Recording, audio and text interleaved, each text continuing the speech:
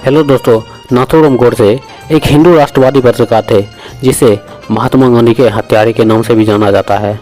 30 जनवरी 1948 को नाथूराम गोडसे ने महात्मा गांधी की सीने में 3 गोली मारी थी, जिसके कारण से गांधी जी को बिरला हाउस ले जाया गया और वहां पर उनकी हत्या हो गई, उनकी मौत हो गई।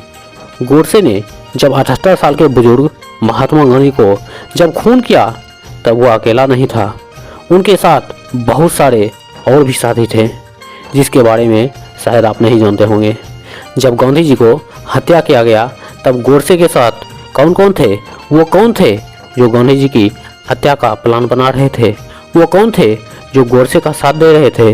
तो दोस्तों, आज हम इसी के बारे में जानेंगे कि आखिर वो कौन थे जो गोडसे को साथ दे रहे थे, आखिर वो कौन थे जो महात्मा गांधी को मारने की, उनकी हत्या करने को गोडसे के साथ दे रहे थे और क्यों। तो नमस्कार दोस्तों, स्वागत है आप सभी का यूट्यूब चैनल हमसी फोरार में। मैं आपका भाई रोहित कुमार। दोस्तों, यह वीडियो स्टार्ट करने से पहले मैं आपको यह बात बता दूं कि वीडियो में दी गई जानकारी बहुत सारे सोशल मीडिया प्लेटफॉर्म से ली गई है। इसमें मेरा कोई भी पर्सनल विचार नहीं है। और हाँ, मैं आपको यह बात बता दूं कि इस वीडियो में दी गई जानकारी शायद आप लोगों को सही ना लगे और आपको बुरा भी लगे। जो लोग गोडसे को मानते हैं उसे यह वीडियो बहुत ही दूर रखना चाहिए। इसीलिए मैं आपसे विनती करता हूं कि आप लोग इस वीडियो से थोड़ा दूरी बनाकर रखें। दोस्तों, सबसे पहले मैं आपको यह बात बता दूं कि नाथूराम गोडसे का जन्म 19 मई 1910 को महाराष्ट्र पुणे में हुआ था और 15 नवंबर 1949 को उसे 39 साल की उम्र में सेंट्रल जेल अम्बाला में उसे गांधी जी की हत्या के आरोप में उसे फांसी दे दी गई। दोस्तों, नाथूराम गोडसे के माता पिता को लगा कि उनके परिवार में उनके बच्चे पर शायद कोई श्राप लगी है या फिर कोई कलंक आया है, जिसके कारण से उसके बच्चे को डेथ हो जाता है। दोस्तों, नाथूराम गोडसे को जब जन्म हुआ था तो उनसे पहले उसके 4 भाई की डेथ हो चुकी थी और उसकी एक बहन थी, यानी कि उसके जन्म होने से पहले 3 भाई और एक बहन थे। लेकिन जब नाथूराम गोडसे का जन्म हुआ तब उसके माता ने उसे एक लड़की बना के रखा था। उनका मानना था कि उसके बेटे पर कोई कलंक आया है जिसके कारण से डेथ हो जाता है, इसीलिए नाथूराम गोडसे को एक लड़की बनाकर रखा और उसे लड़की की तरह पहनावा भी करता था और यहाँ तक कि उसकी माँ ने उसे नथिया भी पहनाती थी। इसी कारण से उसका नाम नाथूराम पड़ा।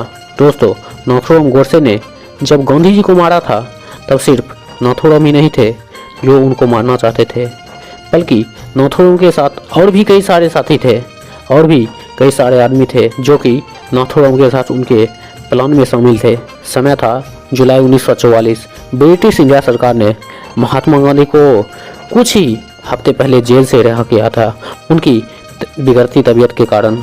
एक दिन गांधी जी ने एक सभा को संबोधित कर रहे थे, तभी कुछ लोग काले झंडे लेकर उस सभा में घुस गए और वहां जाकर हंगामा भी करने लगे और गांधी जी के खिलाफ नारे भी लगा रहे थे। दोस्तों, आपने ज़्यादातर लोग शायद इस घटना के बारे में नहीं जानता होगा, लेकिन मैं आपको बता दूं कि इसी भीड़ में थे नाथूराम गोडसे।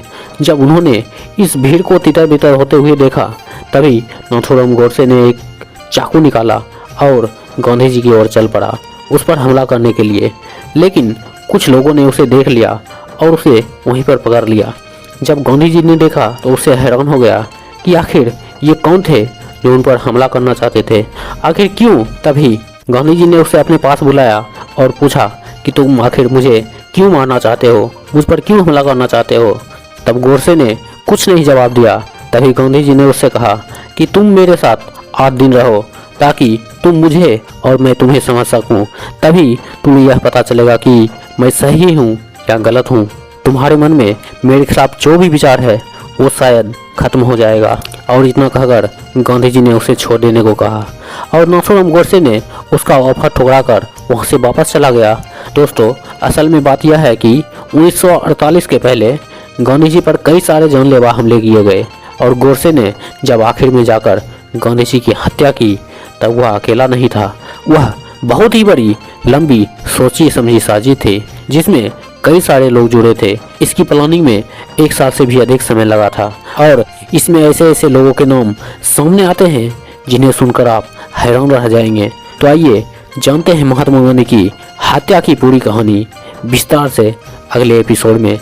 धन्यवाद।